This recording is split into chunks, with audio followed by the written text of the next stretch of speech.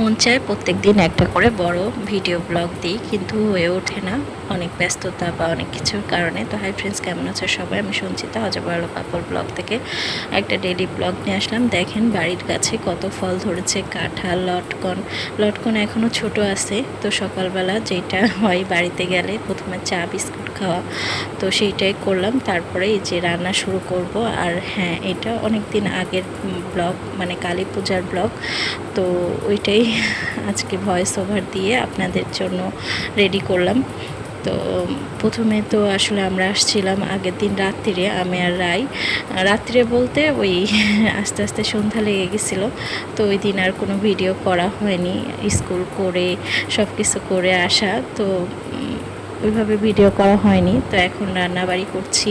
আজকে সব কিছুই নিরামিষ হবে। আমার মা, মাসি আর মাস্তাতো বোন আসবে, তো এই জন্য আর একটু তাড়াতাড়ি রান্না শুরু করে দিয়েছি। সকালে চা বিস্কুট খেয়ে এখানে সয়াবিন, তারপরে একটু পনির আনছিলাম ঢাকা থেকে, তো সেইটা রসা করলাম আর ডাল করলাম। আর আমার শ্বশুরবাড়িতে ডাল করলে ডালে কিছু না কিছু সবজি দেওয়া হয়।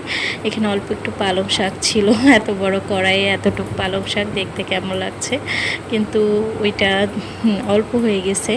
এখানে ঢ্যাঁড়স ভাজা, মানে সব রকম কিছুই করে নিচ্ছে। আর অনেক রান্না হলে আমাদের চুলাতেই রান্না করা হয়, কারণ গ্যাসে তো এখন দাম বেশি, আর গ্যাসে এত রান্নাবাড়ি করাও যায় না।